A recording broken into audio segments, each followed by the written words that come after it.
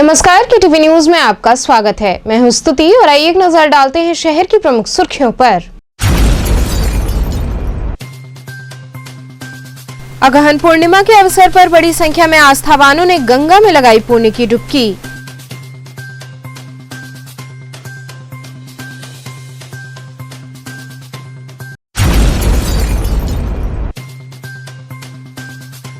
राजेंद्र प्रसाद घाट पर चल रही भजन संध्या में पार्श्व गायक पद्मश्री सुरेश वाडकर ने अपने भजनों से झुमाया।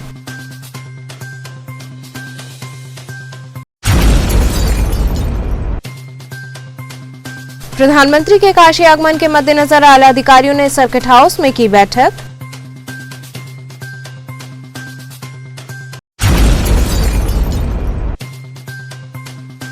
और रामनगर औद्योगिक एसोसिएशन की आयोजित की गई बैठक।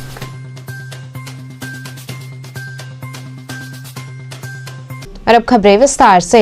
अगहन पूर्णिमा के अवसर पर बड़ी संख्या में आस्थावानों ने गंगा में पुण्य की डुबकी लगाई।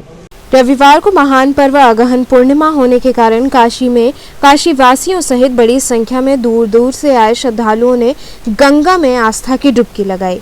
गंगा में लोगों ने खूब सैर सपाटा भी किया। गंगा पार भी जमकर लोगों ने स्नान किया, साथ ही दान पुण्य भी किया। ठंड और ठिठुरन होने के बावजूद भी लोग गंगा स्नान करने से पीछे नहीं हटे। वहीं दूसरी ओर बाबा काशी विश्वनाथ का दर्शन करने के लिए भी काफी संख्या में लोग पहुंचे। गुरुजी, आज किस तरह का गंगा स्नान दान सब चल रहा है? मंदिरों में भीड़े हैं। मार्गशीर्ष महीने का जो है आज पूर्णिमा है। एक महीना लोग स्नान करते हैं और एक महीना जो स्नान नहीं भी कर पाते हैं, तो आज पूर्णिमा के दिन जो है गंगा स्नान करते हैं। एक महीना स्नान का फल का प्राप्ति होता है। घाट जो है बहुत है, ये मेन घाट है, इसका नाम है दशाश्वमेध घाट। ब्रह्मा विष्णु महेश भगवान 10 बार अश्वमेध यज्ञ किए हैं। काशी में क्या है कि पूरा विश्व का लोग यहाँ आता है, पूरा विश्व का लोग यहाँ आता है। क्या स्नान करता है, विश्वनाथ जी का दर्शन करता है, बाबा काल भैरव का दर्शन करता है, अन्नपूर्णा माता का दर्शन करता है। जो भी उसका मनोकामना होता है वो पूरा होता है, ग्रह बाधा उसका शांति होता है। और कुछ लोग है पितरों के भी नाम से काशी जी में जो आते हैं, तो उनके भी नाम से पिंडदान है, तर्पण है, गंगा पूजा है, यानी अनेक प्रकार के पूजा पाठ करते हैं, क्योंकि पूरा विश्व के लोग यहाँ आते हैं स्नान दान विश्वनाथ का दर्शन करने। ये दशाश्वमेध घाट है। ब्रह्मा विष्णु महेश भगवान 10 बार अश्वमेध यज्ञ किए हैं। ये पूर्णिमा के दिन लोग स्नान करते हैं। चावल है, दाल है, आटा है, तेल मसाला जैसे अपने लोग खाते हैं, उसी तरह अपने सब तरह के फल की प्राप्ति होती है। आज जो भी उनका कामना होता है सब प्राप्ति होता है। जिसका पुत्र नहीं होता है उसको पुत्र की प्राप्ति होती है। जिसके व्यापार में कमाई में बरकत नहीं होता है उसको ये प्राप्ति होती है। जिसका ग्रह बाधा होता है वो शांत हो जाता है। यानी अनेकों प्रकार के सब काम उनका पूरा हो जाता है। स्नान दान विश्वनाथ का दर्शन। मीरा जी कहाँ से आई है? हम तो उमराह से आए हैं, बनारस से। बड़ी आस्था लेकर के आई। आज क्या पर्व है? कल पूर्णिमा लगा था, आज भी है। आज क्या कहते हैं, आज मतलब वो है, कल अतरगिरी नहाने सब गया था, तो अतरगिरी नहा के आज जा रहा है। सब जी का दर्शन करेगा, भैरव जी का दर्शन करेगा। तो क्या भगवान से मांग रही है? भगवान से कुशलता मांगते हैं, अपने परिवार का, अपना सबका। राजेंद्र प्रसाद घाट पर चल रही भजन संध्या में पार्श्व गायक पद्मश्री सुरेश वाडकर ने भजनों की प्रस्तुति की। राजेंद्र प्रसाद घाट पर श्री काशी विश्वनाथ धाम यात्रा के अंतर्गत संस्कृति विभाग उत्तर प्रदेश द्वारा संस्कृति मंत्रालय भारत सरकार एवं धर्मार्थ कार्य विभाग उत्तर प्रदेश के सहयोग से आयोजित भजन संध्या की 7वीं संध्या नामचीन कलाकारों के नाम रही। इस दौरान एक से बढ़कर एक कार्यक्रमों की प्रस्तुति हुई, जिसमें विशेष प्रस्तुति पार्श्व गायक पद्मश्री सुरेश वाडकर की रही। उन्होंने अपने भजनों के माध्यम से बाबा काशी विश्वनाथ को नमन किया। इसके साथ ही श्रोताओं की फरमाइश पर भी उन्होंने कई गीत सुनाए। वहीं कलाकारों का स्वागत डॉक्टर लवकुश द्विवेदी एवं डॉक्टर सुभाष चंद्र यादव ने किया। इस अवसर पर बड़ी संख्या में श्रोतागण मौजूद रहे।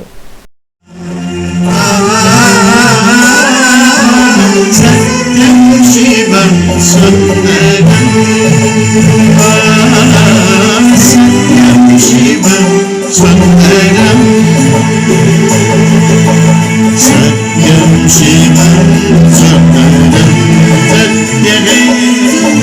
शिवं सुंदरं सत्यं शिव की सुंदर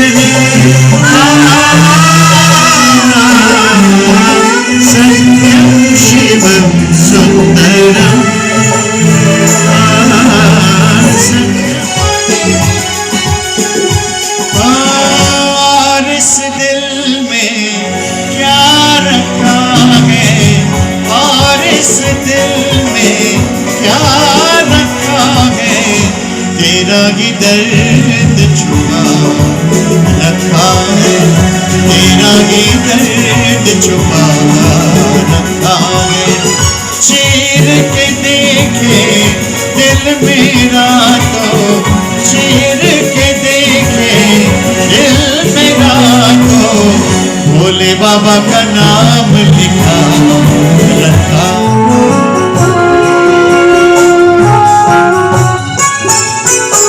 हम न सोचे हमें क्या मिला है, हम ये सोचे किया क्या है अर्पण। हम न सोचे हमें क्या मिला है, हम ये सोचे किया क्या है अर्पण। कि आज तू प्रेम का संदेश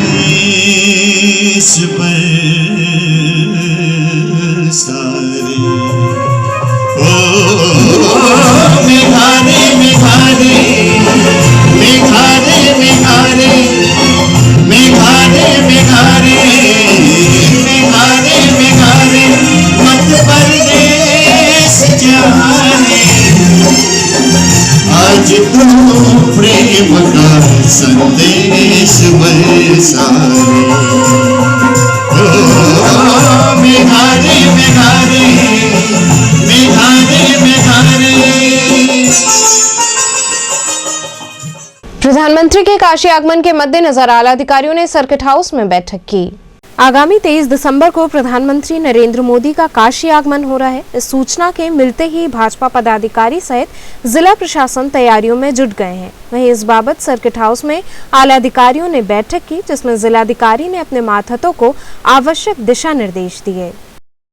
माननीय प्रधानमंत्री जी का 23 तारीख का जो कार्यक्रम है वो केवल एक ही स्थान पर है और पिंडरा तहसील में करखियाव नामक की जगह पर, वहाँ अमूल का एक बड़ा मिल्क प्लांट है, उसका शिलान्यास होना है और उसी के साथ वाराणसी की विभिन्न परियोजनाएं हैं, उनका लोकार्पण और शिलान्यास का भी कार्यक्रम उसमें जोड़ा गया है।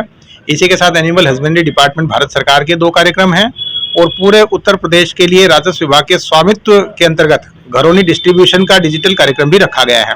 तो इन चारों विभागों का मिला के लगभग 1.5 घंटे का कार्यक्रम प्रधानमंत्री जी का करखियाव में रहेगा। वो सीधे एयरपोर्ट से कार्यक्रम स्थल पे जाएंगे और वहीं से एयरपोर्ट पर आके वापस चले जाएंगे। वाराणसी शहर के लिए उस दिन कोई कार्यक्रम नहीं है, क्योंकि वाराणसी शहर का जो मंदिर का उद्घाटन है वो 13 दिसंबर को माननीय प्रधानमंत्री जी के द्वारा किया जा चुका है। उन्हीं की तैयारियों के लिए सारे अधिकारियों को आज ब्रीफिंग दे दी गई है। एसपीजी के अधिकारी जो आ जाएंगे उनके साथ एएसएल और बाकी ब्रीफिंग कल दी जाएगी। साइट के इंस्पेक्शन के लिए माननीय मुख्यमंत्री जी भी कल वाराणसी पधार रहे हैं।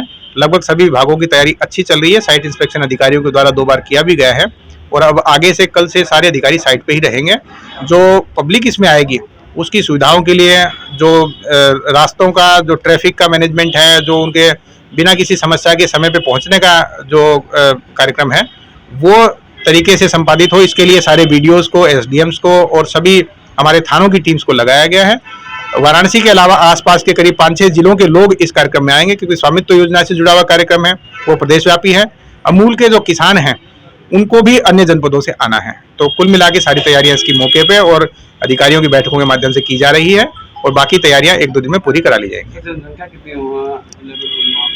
वहाँ पे करीब 1 लाख लोगों को लाने का लक्ष्य रखा गया है और मेहंदीगंज की सभा की तरह ही ये भी सभा बहुत बड़ी होगी और जैसा मैंने बताया वाराणसी के आसपास के जनपदों के लोग भी इसमें आएंगे। रामनगर औद्योगिक एसोसिएशन की बैठक आयोजित हुई। रामनगर औद्योगिक एसोसिएशन की संयुक्त बैठक का आयोजन किया गया, जिसके अंतर्गत केंद्र सरकार के एमएसएमई विभाग, यूएनआईडीओ विभाग और ईईएसएल विभाग द्वारा रामनगर औद्योगिक क्षेत्र के उद्यमियों के उद्योग में ऊर्जा की बचत किए जाने हेतु नई टेक्नोलॉजी से अवगत कराया गया। इसके संबंध में पुरानी मोटर को बदलकर नई टेक्नोलॉजी की मोटर पर जोर दिया गया, जिसमें 30% ऊर्जा की बचत नई मोटरों के माध्यम से होना तय किया गया। रामनगर औद्योगिक एसोसिएशन के अध्यक्ष देव भट्टाचार्य ने कहा कि इस योजना से औद्योगिक क्षेत्र के उद्यमियों को बहुत लाभ होगा। मौजूदा परिदृश्य में ऊर्जा की बचत पर ध्यान देना बहुत जरूरी है। बैठक में राकेश कुमार, देवाजीत दास, गिरजाशंकर, वीरेंद्र कुमार इत्यादि लोग मौजूद रहे। सर, किस तरह की आज ये बैठक संपन्न हो रही है? आज ये बैठक रामनगर औद्योगिक क्षेत्र के उद्यमियों और ईएसएल, एमएसएमई और यूनिडो के साथ बैठक है। इसमें बिजली की और जो हम लोग के यहाँ जो कंजम्पशन ऑफ इलेक्ट्रिसिटी है या और भी जो सोर्सेस हैं उसको किस तरह से बचत किया जाए, इसके ऊपर ये बैठक है। तो किसको लाभ मिलेगा इसका? लाभ अगर इसको प्रॉपर वे में करके देखा जाएगा, अगर होगा तो ये निश्चित तौर पर एंटरप्रेन्योर को लाभ मिलेगा, अपने यहाँ के उद्यमियों को लाभ मिलेगा। क्या जानकारी दी गई है? जानकारी ये दी गई है कि जैसे मान लीजिए कोई भी चीज़ आपके यहाँ उत्पादन करने में जो रॉ मटेरियल लग रहा है, ऊर्जा की बचत, अगर ऊर्जा की बचत आपकी होती है तो निश्चित तौर पर आपके पास जो है आपके प्रोडक्शन कॉस्ट कम हो जाएगा, तो इंडस्ट्री का डेवलपमेंट होगा। तो इसी के तहत है, जैसे कहीं मोटर लगे हुए हैं, उन मोटरों को रिप्लेस करना है, बढ़िया मोटर लगेंगे, उसमें जो 20% खाली देना है, बाकी 80% ईजी इंस्टॉलमेंट में जो आपको गेन हो रहा है, जो प्रॉफिट होगा उसमें आपको रिपेमेंट करना है। इसी तरह के जैसे आपके बॉयलर है, बॉयलर से आप चला रहे हैं, कोयला जला रहे हैं, तो वो उसका 30% अप टू 30% कैसे सेविंग किया जाए, उसके ऊपर भी एक डिस्कशन है कि हमारे यहाँ जो रिसोर्सेज जो बचे हुए हैं हम लोग के यहाँ देश में, उसको किस तरीके से लॉन्ग टाइम तक चलाया जाए, कंजम्पशन को कम किया जाए, इस पर। बाल विद्यालय सीनियर सेकेंडरी स्कूल में सेना नायक विपिन रावत को श्रद्धांजलि अर्पित की गई।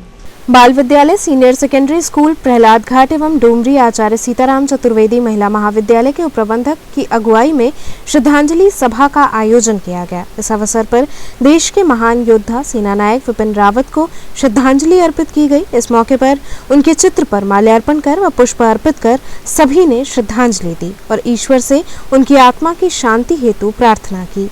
इस दौरान विद्यालय के समस्त शिक्षकगण व छात्र छात्राएं मौजूद रहे।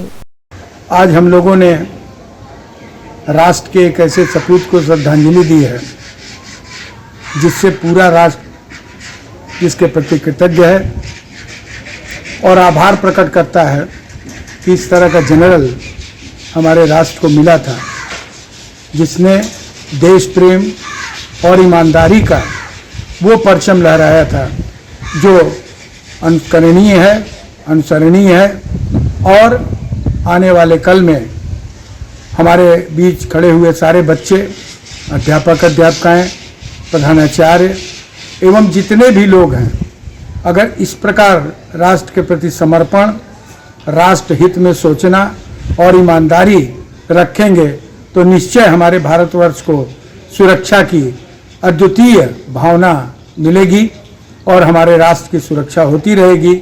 हम ये गर्व करेंगे कि हम हिंदुस्तानी हैं और आज भी हमें गर्व है कि ऐसे सपूत जो हमारे बीच में थे और ईश्वर करे कि श्री विपिन रावत जी को, उनके परिवार को एक अच्छी प्रेरणा प्राप्त हो और विपिन रावत जी को की आत्मा को पूर्ण रूप में शांति मिले और ईश्वर से हमारी अनुकंपा है, ईश्वर से प्रार्थना है कि ऐसा ही वीर व्यक्ति हमारे बीच पुनः पैदा हो और हर भारतवासी में विपिन रावत जैसी साहस और सहानुभूति हो देश के प्रति। जय हिंद। लंका थाना अंतर्गत बाईपास के किनारे संदिग्ध परिस्थितियों में बालू कारोबारी का शव मिला। लंका थाना क्षेत्र के रमना चौकी अंतर्गत बाईपास के किनारे संदिग्ध परिस्थितियों में बालू कारोबारी का शव मिलने से हड़कंप मच गया। परिजनों ने हत्या की आशंका जताई है, वहीं पुलिस ने ट्रैक्टर से गिरकर मौत की आशंका जताई है। बताया जा रहा है कि लंका के नरोत्तमपुर गांव निवासी संतोष सिंह का 32 वर्षीय पुत्र अंकित सिंह बिल्डिंग मटेरियल और बालू का काम करता था। देर रात अंकित के घर नहीं पहुंचने पर परिजन ने पुलिस को सूचना दी। वहीं रात में झाड़ियों में शव की सूचना पाकर मौके पर पहुंची लंका पुलिस और फॉरेंसिक टीम ने छानबीन की। पुलिस ने बताया कि युवक के साथ काम करने वाले लड़के अंकित को लेकर निजी अस्पताल पहुंचे थे, जहां चिकित्सकों ने उसे मृत घोषित कर दिया। इसके बाद ट्रॉमा सेंटर लेकर गए शव का पंचनामा कर पोस्टमार्टम हेतु भेज दिया गया है। परिवार का आरोप है कि अंकित की हत्या हुई है। गिट्टी बालू के व्यवसाय में वर्चस्व को लेकर इस घटना को अंजाम दिया गया है। ये अभी आपने देखा ही जहाँ पर खड़े हैं, यहीं पे बता रहे हैं कि ट्रैक्टर स्टार्ट किया हुआ खड़ा था और उसी जो खाई के बगल में जो मिट्टी है पड़ी हुई है उसी में उल्टी जो है वो पाए गए थे, जिसमें उनके जो साथ के सहयोगी लोग थे उनको हॉस्पिटल ले गए। जहां पर चिकित्सकों के दल के द्वारा उनको बताया गया कि इनकी डेथ हो चुकी है। प्रथम दृष्टिया क्या लगा? अब पारिवारिक जन ने भी एक इत्तफाकिया जो है अभी तहरीर दिया है और जिस पर किसी प्रकार की कोई अभी आशंका व्यक्त नहीं किए हैं और डेड बॉडी का जो है पंचनामा भर करके पीएम की कार्रवाई की जाएगी। यदि कोई बात तथ्य आती है तो उसके आधार पर वैधानिक कार्रवाई की जाएगी। आज हमारे समाजवादी पार्टी के हमारे नेता हैं जिले मनोज सिंह, उनके भतीजा का आज हम लोग सुना गया कि रात में कोई हत्या करके मार के फेंक दिया। उस पर हम समाजवादी पार्टी के जिला अध्यक्ष हमारे मंत्री जी मनोज सिंह जी, आनंद मोहन गुड्डू जी, राजेश, हम आज आए, यहाँ तमाम अधिकारी लोग हैं और उसका हम लोग जाँच करा कर कि कुछ लोग कह रहे हैं कि एक्सीडेंट हुआ है, कुछ लोग कह रहे हैं कि ट्रैक्टर पलटनेस हुआ है। तो हम लोग अधिकारियों से संतुष्ट हैं, अधिकारियों हर एंगल पर हर तरह जांच करने को तैयार हैं। उनके परिवार के भी लोग चाहते हैं कि मेरे किसी ऐसा निर्दोष आदमी न फंस जाए हमारे कहने से, जो दोषी हो और वाकई में हत्या हुआ है तो मुलजिम बचने न पाए, और हत्या नहीं हुआ है तो उसका खुलासा होना चाहिए। सच्चाई के साथ हम लोग रहने वाले हैं, ये नहीं कि हम लोग किसी को फंसाने के लिए भी आए हैं। और एक्सीडेंट में हुआ है तो मालिक उस पर बताइए। एक घटना हुई जिसमें एक लाश मिला है जी, किसकी थी और कौन था वो? आपके? मेरा भतीजा है राज सिंह उर्फ अंकित। पुलिस के छानबीन के अनुसार पुलिस ने दुर्घटना दिखाया, आपका क्या कहना है इस पर? मेरा कहना यह है कि इसका जो है जो भी घटना हुआ है संदिग्ध है जो है, और संदिग्ध के दायरे में कई लोग हैं जो है। ये घटना जो है कहीं न कहीं पकड़ के मारा गया है, इनको जो है जबरदस्ती लड़ाई हुआ भी है और गला भी हमको संदिग्ध है कि गला भी दबाए हैं सब जो है, इसीलिए उसका हत्या मर्डर हुआ है। क्या पहले से किसी से विवाद चल रहा था आप लोगों का? हाँ, विवाद तो ऐसा नहीं था, लेकिन वर्चस्व की बात थी जो है गाड़ी की चलाने में, मट्टी बालू की जो है। अब उसी में अपना लोग जो है जो भी बात हुआ होगा और जो भी होगा खुलासा होगा जो है। सुबह कैसे जानकारी हुई आपको? सुबह तो हमारे भाई साहब, बड़े भाई साहब जिसके लड़के के डेट हुआ है, वो हमको 4 बजे फोन किए, तो हमने कहा चलिए हम आ रहे हैं, तो फिर हम लोग साथ में इमरजेंसी वार्ड में गए जो है। यहाँ रुकेंगे एक छोटे से ब्रेक के लिए, आप बने रहिए KTV के साथ।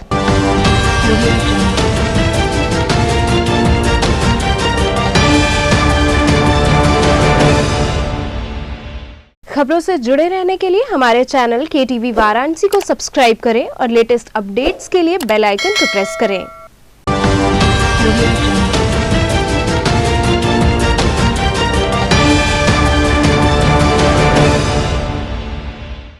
ब्रेक के बाद आपका स्वागत है। नई सुबह एक उम्मीद सामाजिक संस्था द्वारा स्वच्छता अभियान चलाया गया। नई सुबह एक उम्मीद सामाजिक संस्था द्वारा चलाए जा रहे स्वच्छता महाअभियान के अंतर्गत सराय गोवर्धन वार्ड के तिलियाना चौराहे के पास मुस्लिम महिलाओं द्वारा साफ सफाई करके गली मोहल्ले के लोगों को स्वच्छता के प्रति जागरूक किया गया। इस दौरान कुछ महिलाओं ने पर्यावरण सुरक्षा संबंधी स्लोगन लिखी हुई तख्तियां भी अपने हाथों में लेकर के लोगों को स्वच्छता के प्रति तथा अपने पर्यावरण को शुद्ध बनाए रखने के लिए जागरूक किया। महिलाओं ने कहा कि अपने गली मोहल्ले को साफ सुथरा रखना हमारा नैतिक कर्तव्य है। हम सभी को अपनी जिम्मेदारियों को देखते हुए साफ सफाई का विशेष ध्यान रखना चाहिए ताकि हम और हमारे आने वाली पीढ़ी शुद्ध और स्वच्छ वातावरण में अपना जीवन यापन कर सके। संस्था के सचिव विजय कुमार ने स्वच्छता का संकल्प दिलाया। सफाई अभियान में सीमा बेगम, परवीन, हुमा आदि बड़ी संख्या में महिलाएं मौजूद रहीं। मैं नई सुबह एक उम्मीद सामाजिक संस्था से हूँ। आज यहाँ पे हमारी पूरी टीम स्वच्छता अभियान के लिए उपलब्ध है। क्या हो रहा है आज यहाँ पे? आज यहाँ पर तिलियाना चौराहे के पास हमारे पूरी टीम के माध्यम से यहाँ जो महिलाओं की समूह है, मुस्लिम समुदाय के लोगों द्वारा आज यहाँ पे एक सफाई अभियान का आयोजन किया गया है। हमारी संस्था के द्वारा लगातार 15 दिनों से हर जगह पे स्वच्छता कार्यक्रम का आयोजन किया जाता है और इसके माध्यम से लोगों को अपने गली मोहल्ले को साफ और सुथरा रखने के लिए जागरूक किया जा रहा है ताकि सभी लोग जो कोरोना काल की तीसरी लहर आने वाली है उससे सुरक्षित रहने के लिए सभी लोग अभी से सतर्क हो जाएं और सुरक्षित रहने का प्रयास करें ताकि वो आगे अच्छे से अपना जीवन यापन कर पाएं। इसीलिए हमारी संस्था के द्वारा एक स्वच्छता की महा अभियान चल रहा है और हर जगह जाकर के लोगों को घर घर डोर टू डोर जाकर के लोगों को अवेयर करके इसके प्रति जागरूक किया जा रहा है। मैथिल समाज द्वारा महाकवि विद्यापति महोत्सव का आयोजन हुआ। मैथिल समाज उत्तर प्रदेश द्वारा आयोजित 11वें महाकवि विद्यापति महोत्सव का शुभारंभ नागरी प्रचारणी सभा मैदागिन में धर्मार्थ कार्य सांस्कृतिक व पर्यटन मंत्री नीलकंठ तिवारी द्वारा महाकवि विद्यापति के चित्र पर दीप प्रज्वलन कर किया गया। तत्पश्चात संस्था के अध्यक्ष निरसन कुमार झा ने उपस्थित अतिथियों को महाकवि विद्यापति का चित्र, पाग, दुपट्टा, माला पहनाकर सम्मानित किया। समारोह के उद्घाटनकर्ता राज्य मंत्री नीलकंठ तिवारी ने कहा कि महाकवि विद्यापति विलक्षण प्रतिभा के कवि थे। कर्मकांड हो या धर्म, दर्शन हो या न्याय, सौंदर्य शास्त्र हो या भक्ति, सभी क्षेत्रों में विद्यापति अपनी कालजयी रचना के लिए जाने जाते हैं। वहीं इस अवसर पर सांस्कृतिक कार्यक्रमों का भी आयोजन किया गया। कार्यक्रम का संचालन गौतम कुमार झा ने किया तथा संयोजन डॉक्टर विजय कपूर ने किया। वहीं धन्यवाद ज्ञापन सचिव दास पुष्कर ने किया। इस मौके पर सुभाष शर्मा, सुधीर चौधरी, प्रोफेसर शंकर मिश्रा, सौरभ कुमार इत्यादि लोग उपस्थित रहे। गौतम जी, किस तरह का ये कार्यक्रम चल रहा है? ये मिथिला संस्कृति की प्रस्तुति चल रही है। विगत 11 वर्षों से लगातार बनारस में मिथिला मैथिली का प्रसार हो रहा है, जो कि हम विद्यापति महोत्सव के नाम से करते हैं, क्योंकि मैथिली के प्रथम कवि विद्यापति जी को माना जाता है। मैथिली के हिंदी के प्रथम कवि हैं। तो इनका जो देवसान की तिथि है उसमें हम, क्योंकि एक लिखित दस्तावेज के रूप में उपलब्ध नहीं है, तो दिसंबर माह में हम लोग करते हैं और अपने समाज का एकता का संदेश देते हैं। संकटमोचन मंदिर प्रांगण में भजन संध्या का आयोजन किया गया। संकटमोचन मंदिर के प्रांगण में श्री राम विवाह पंचमी के उपलक्ष्य में भजन सम्मेलन का आयोजन किया गया, जिसमें कलाकारों ने हनुमान जी के चरणों में भजन पुष्पांजलि अर्पित की।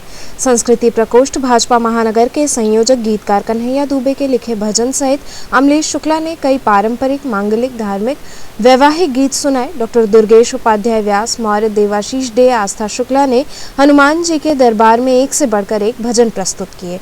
सभी कलाकारों को संकटमोचन मंदिर के महंत प्रोफेसर विशंबरनाथ मिश्र ने प्रसाद पुष्पगुच्छ देकर आशीर्वाद दिया। संचालन वरिष्ठ साहित्यकार पंडित हरिराम द्विवेदी ने किया। इस दौरान पूरा मंदिर प्रांगण जय श्री राम, जय हनुमान के नारे से गूंज उठा। वहीं इस अवसर पर दीपक सिंह ने तबले से सीताराम की धुन से सभी को मंत्रमुग्ध कर दिया।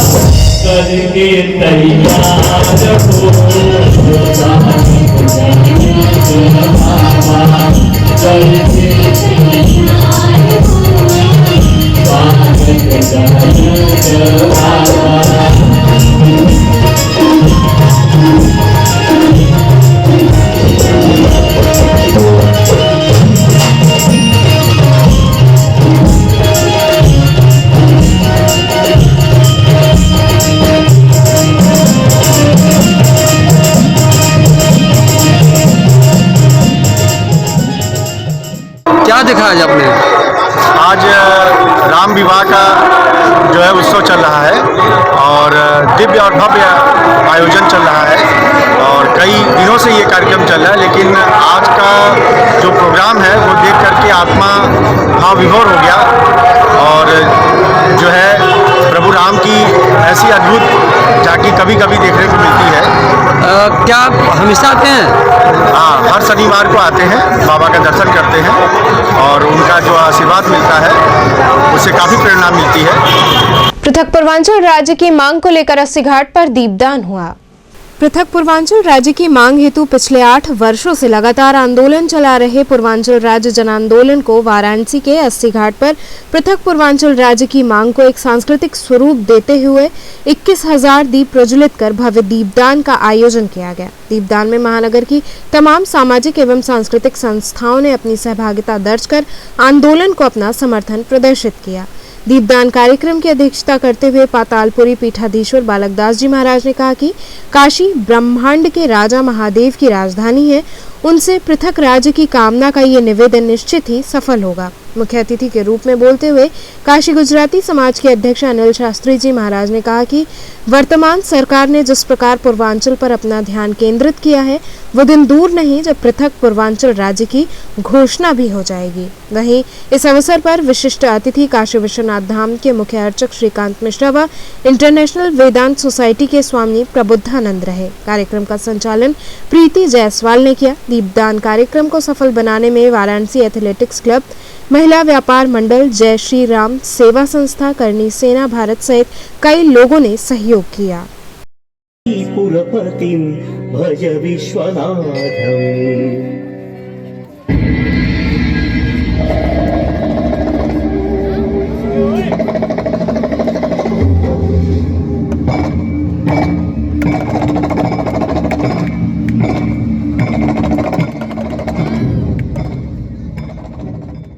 पृथ्वीराज जनशक्ति पार्टी द्वारा बैठक की गई। सर्किट हाउस में पृथ्वीराज जनशक्ति पार्टी द्वारा बैठक की गई। बैठक के दौरान आगामी विधानसभा चुनाव में भाजपा को समर्थन दिए जाने की बात कही गई। पार्टी के अध्यक्ष चंदन सिंह ने कहा कि उनका भाजपा के साथ गठबंधन हुआ है और उन्होंने 10 सीटों की मांग की है। चंदन सिंह ने बताया कि आने वाले विधानसभा चुनाव में पृथ्वीराज जनशक्ति पार्टी पूरी मजबूती के साथ भारतीय जनता पार्टी के समर्थन और सहयोग में खड़ी रहेगी। आज ये किस तरह की प्रेस कॉन्फ्रेंस आप लोग कर रहे हैं, क्या पर्पज है? आज जनपद वाराणसी के अंतर्गत मैं अपनी पार्टी के सभी कार्यकर्ताओं को बुला करके मैं एक बैठक आयोजित किया हूं। बैठक के माध्यम से मैं पूरे प्रदेश के लोगों से यह मैं कहना चाहता हूं कि पृथ्वीराज जनशक्ति पार्टी का गठबंधन भारतीय जनता पार्टी के साथ हुआ है और सभी लोग भारतीय जनता पार्टी के साथ में मिल करके 2022 का चुनाव दमदारी से हम लोग लड़ेंगे और लड़ करके पूर्ण बहुमत की सरकार बनाएंगे। कितनी सीटें की बात हुई है? सीट की बात है तो भारतीय जनता पार्टी के वरिष्ठ नेताओं से बात हुई है। सीट के संदर्भ में हमें आश्वासन दिलाया गया है कि चौहान समाज सहित पृथ्वीराज जनशक्ति पार्टी के जितने लोग हैं, चौहान समाज के सहित जितने दल के हमारे साथ में अन्य समाज के लोग हैं, सभी लोगों को मान सम्मान हक अधिकार पर विचार किया जाएगा। आप लोगों को सम्मान दिया जाएगा, अधिकार दिया जाएगा। तो चलते चलते पुनः एक नजर डालते हैं शहर की प्रमुख सुर्खियों पर। अगहन पूर्णिमा के अवसर पर बड़ी संख्या में आस्थावानों ने गंगा में लगाई पुण्य की डुबकी।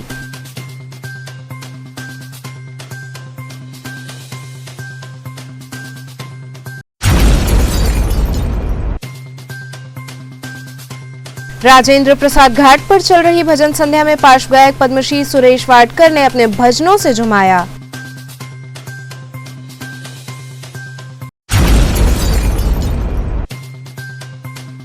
प्रधानमंत्री के काशी आगमन के मद्देनजर आला अधिकारियों ने सर्किट हाउस में की बैठक।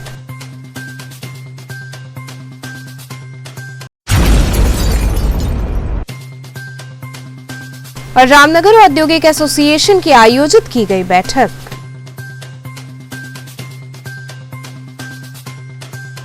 तो ये थे आज के समाचार। कल फिर होगी मुलाकात, तब तक के लिए नमस्कार।